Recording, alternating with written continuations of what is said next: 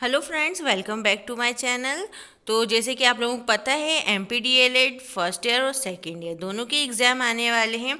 तो जो भी स्टूडेंट MPDLED फर्स्ट ईयर में है तो उनका जो एक सब्जेक्ट है प्रोफिशिएंसी इन इंग्लिश, जो कि आपका 25 नंबर का पेपर होता है, तो उसके मैं आज आप लोगों को इम्पोर्टेंट क्वेश्चन बताने वाली हूँ जो आपको मोस्ट इम्पॉर्टेंट है, जो आपके आते ही हैं और आप लोगों के ज़रूर आएंगे। अगर आप ये क्वेश्चन प्रिपेयर कर लेंगे तो आप लोगों को कुछ और प्रिपेयर करने की ज़रूरत नहीं होगी और आप इजीली पासिंग मार्क्स अपने एग्ज़ाम में ला सकते हैं।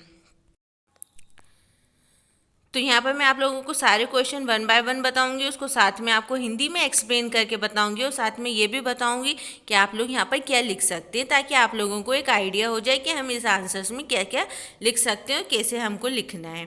तो चलिए वीडियो को स्टार्ट करते हैं, लेकिन वीडियो को स्टार्ट करने से पहले मेरे चैनल को सब्सक्राइब कर लिए, साथ ही बेल बटन को क्लिक कर लिए, ताकि MPDLED से रिलेटेड कोई भी नोटिफिकेशन या अपडेट आप तक पहुँच जाए सबसे पहले।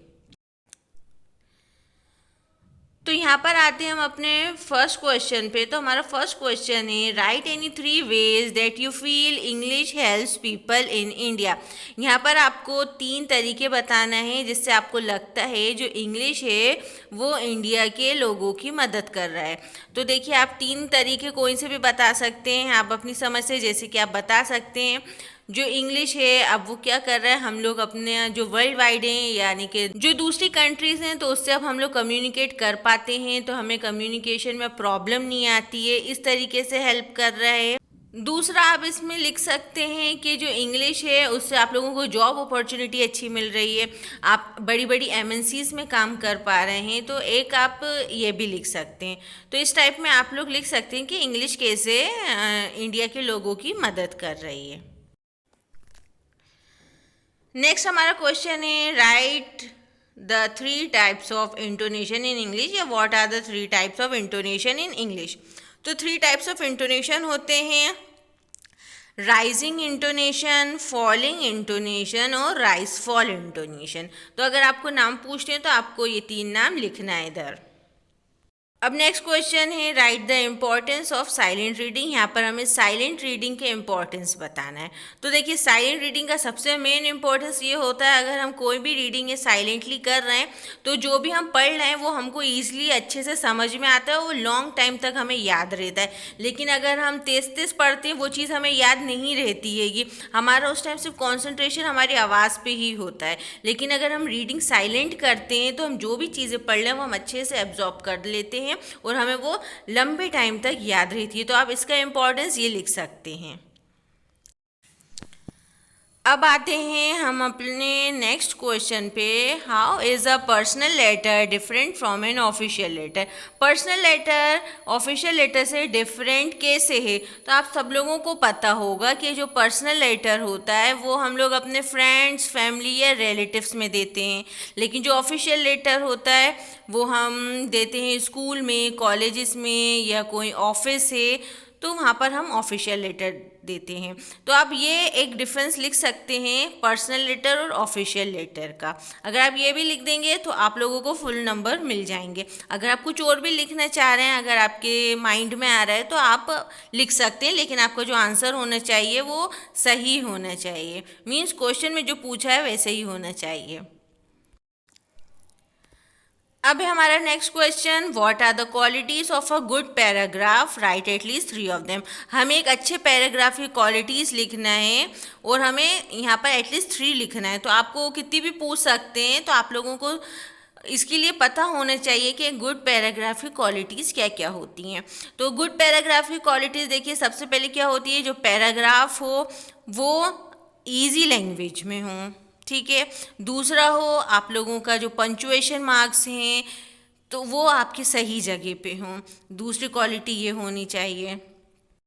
फिर थर्ड आप लिख सकते हैं कि जो पैराग्राफ हो वो सिस्टमेटिक वे और फॉर्मेट में लिखा होना चाहिए, मीन्स ऐसा ना हो कि आपके पास बहुत सारा मैटर है, आपने उसको एक ही पैराग्राफ में लिख लिया है। हमें ऐसे नहीं करना है, हमें 5-5 लाइनें अलग अलग पैराग्राफ में लिखना है। तो आप ये क्वालिटीज़ अपने पैराग्राफ में लिख सकते हैं, गुड पैराग्राफ में ये क्वालिटीज़ होना चाहिए। अभी next question, what is a question tag, give one example. तो क्वेश्चन टैग क्या होता है, हम कोई भी चीज़ बोलते हैं उसके आगे हम क्वेश्चन लगा देते हैं तो उसी को हम कहते हैं क्वेश्चन टैग। जैसे कि मैं आप लोगों को एग्जांपल बताऊं कि हम बोल रहे हैं वो आई थी, उसके आगे हमने लगाया था क्या वो आई थी, तो यहाँ पर हमने क्या लगा दिया, क्वेश्चन लगा दिया है। ठीक है, तो इसी को हम कहते हैं क्वेश्चन टैग। जैसे कि मैं आपको इसको इंग्लिश में कन्वर्ट करके बता दूं, जैसे कि she is coming, isn't she. दो हमने यहाँ जो इज़न्ट शी लगा दिया है ये क्वेश्चन टैग होता है। ठीक है, यहाँ पर हमने क्वेश्चन पूछ लिया है। शी इज़ कमिंग तक तो सही था, वो आ रही है। ठीक है, इज़न्ट शी फिर हमने बाद में पूछ लिया है कि क्या वो आ रही है, इज़न्ट शी, तो इसी को हम कहते हैं क्वेश्चन टैग। कोई भी सेंटेंस के आगे हम एक और सेंटेंस लगा देते हैं उसी को हम कहते हैं क्वेश्चन टैग, जिसमें हम क्वेश्चन पूछ रहे हैं। ओके, तो इसको हम कहते हैं क्वेश्चन टैग। नेक्स्ट क्वेश्चन है how does skimming different from scanning, give example to illustrate your answer. तो स्किमिंग और स्कैनिंग का जो आंसर है वो आप लोगों को ईजिली आपकी बुक में या आप जो भी प्रिफर कर रहे हैं गाइड या बुक, वहाँ पर आपको इसका आंसर मिल जाएगा। तो आप लोगों को मैं यहाँ पर मैं बता दूँ, आपको डिटेल में स्किमिंग और स्कैनिंग पढ़ना है कि स्किमिंग क्या होता है, स्कैनिंग क्या होता है, स्किमिंग के क्या टाइप है, स्कैनिंग के क्या टाइप है। क्योंकि ये वाला जो क्वेश्चन है आप लोगों को कभी कभी लॉन्ग आंसर में पूछा जाता है अलग अलग के, स्किमिंग बताइए और उसके टाइप बताइए, या स्कैनिंग बताइए या उसके टाइप बताइए। तो इसको आपको डिटेल में पढ़ना है। अगर आप उसको पढ़ लेंगे तो आप ईजिली इस क्वेश्चन का भी आंसर दे सकते हैं कि स्किमिंग स्कैनिंग से डिफरेंट क्यों है। अब आते हैं नेक्स्ट क्वेश्चन पे, विच मेथड और technique do you prefer for teaching reading to elementary school learner, why. यहाँ पर हमें बताना आप कौन सी मेथड या टेक्निक यूज़ करेंगे जो एलिमेंट्री स्कूल के बच्चे होते हैं उनको रीडिंग सिखाने के लिए। तो इसमें बहुत सारी टेक्निक हो सकती हैं, प्लेवे मेथड भी हो सकता है, खेलते खेलते भी आप उन्हें रीडिंग करना सिखा सकते हैं, या पिक्चर देख के आप लोग उनको रीडिंग करना सिखा सकते हैं, या फिर आप लोग यहाँ पर बहुत सारी मेथड हो सकती हैं। आप लोग कोई भी टेक्निक या मेथड अपने मन से लिख सकते हैं जो भी आपको सही लग रही हो, जो आपको याद रहे। अब आते हैं नेक्स्ट क्वेश्चन पे, what technique will you use to improve your pupils handwriting. कौन सी टेक्निक आप यूज़ करेंगे बच्चों की हैंड राइटिंग सुधारने में। तो वो टेक्निक आप लिख सकते हैं, जो ट्रेसिंग टेक्निक आती है वो, जैसे कि आपको स्क्रीन पे दिख रहा होगा इस टाइप में जो डॉट डॉट डॉट करके है ना अल्फ़ाबेट्स बने रहते हैं, बच्चे इस पर क्या करते हैं, हाथ फेरते हैं, तो उनकी क्या होती है, हैंड राइटिंग उससे इम्प्रूव होती है। तो आप यहाँ पर ये टेक्निक लिख सकते हैं। अभी हमारा next question, right in short the importance of English language. तो जैसे कि मैंने आपको अब इसका आंसर पहले भी बताया है कि आप इम्पॉर्टेंस में जो इंग्लिश लैंग्वेज है उसका क्या क्या इम्पोर्टेंस है, तो आप इसमें लिख सकते हैं बहुत सारे इम्पोर्टेंस इंग्लिश लैंग्वेज के, कि हम अदर कंट्री से अब कम्युनिकेट कर पा रहे हैं, अब जॉब अपॉर्चुनिटीज़ ज़्यादा हो गई हैं इंग्लिश लैंग्वेज की वजह से। तीसरा हम लिख सकते हैं जो टेक्निकल फील्ड की बुक्स हैं और जो मेडिकल फील्ड की बुक्स हैं, अब ईज़िली बच्चों को उसके जो वर्ड्स हैं वो समझ में आते हैं क्योंकि उनको इंग्लिश आती है, और उसकी जो बुक की जो लैंग्वेज होती है वो इंग्लिश ही होती है। तो इंग्लिश आने से क्या होता है कि हम वो जो बुक्स हैं वो क्या कर पाते हैं, उसका जो मतलब है, उसका मीनिंग है, वो सही तरीके से समझ पाते हैं। अब नेक्स्ट क्वेश्चन है, what do you mean bye intonation. तो यहाँ पर आपको इंटोनेशन बताना है क्या होता है। तो इंटोनेशन क्या होता है, जब हम पढ़ने के टाइम या बोलने के टाइम अपनी जो पिच है यानी कि आवाज़ है उसको कहीं हाई करते हैं, कहीं लो करते हैं अपने वर्ड्स के हिसाब से या अपने पंचुएशन के हिसाब से, तो उसी को हम कहते हैं इंटोनेशन।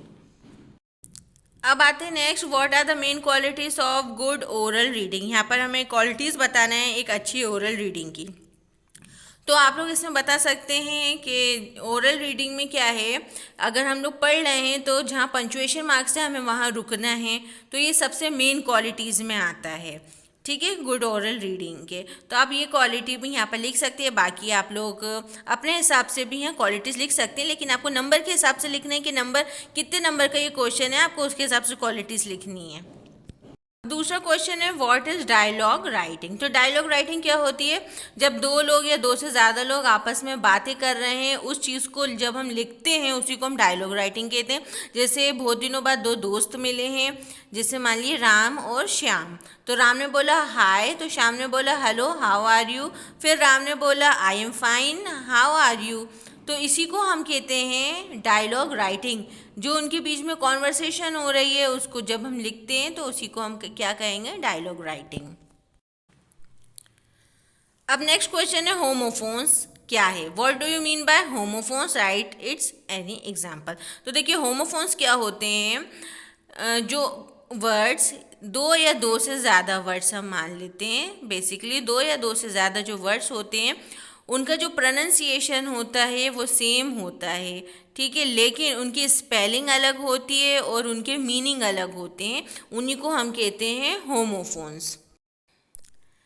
जैसे कि यहाँ पर मैं आप लोगों को एक एग्जांपल दूँ, जैसे कि फेयर और फेयर, FAIR फेयर, इसका मतलब होता है मेला, और FARE फेयर का मतलब होता है किराया।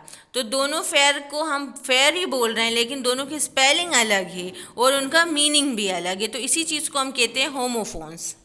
अब नेक्स्ट क्वेश्चन है what are the main causes responsible for retardation in reading of English language. यहाँ पर हमें कॉजेज यानी कारण बताना है जो कि इंग्लिश लैंग्वेज रीडिंग को रिटार्ड यानी कि ख़राब करने में रिस्पॉन्सिबल है, ठीक है। रीडिंग ऑफ इंग्लिश लैंग्वेज को, मतलब इंग्लिश लैंग्वेज को जब हम पढ़ते हैं उसको कौन कौन सी चीज़ रिटार्ड करती हैं, ख़राब करती हैं, वो कौन कौन सी चीज़ें हैं, कौन कौन से कॉजेज़ हैं, हमें वो बताना है। तो सबसे पहले ये है रीडिंग करते टाइम जिसका प्रोनाउंसिएशन अच्छा नहीं होता, तो सबसे मेन कॉज तो यही है। अगर कोई पर्सन है वो रीडिंग कर रहा है उसका प्रोनाउंसिएशन सही नहीं है वर्ड्स का, तो मेन चीज़ ये भी ख़राब है, रीडिंग ऑफ इंग्लिश लैंग्वेज की रिस्पॉन्सिबल है। फिर दूसरा है पंचुएशन मार्क्स। जहाँ पर पंचुएशन मार्क्स आ रहे हैं, कॉमा आ रहा है, फुल स्टॉप आ रहा है, जो भी आ रहा है वहाँ पर हमें रुकना है, कितनी देर रुकना है वो अगर नहीं पता है तो इससे भी जो रीडिंग है इंग्लिश लैंग्वेज की वो ख़राब होती है।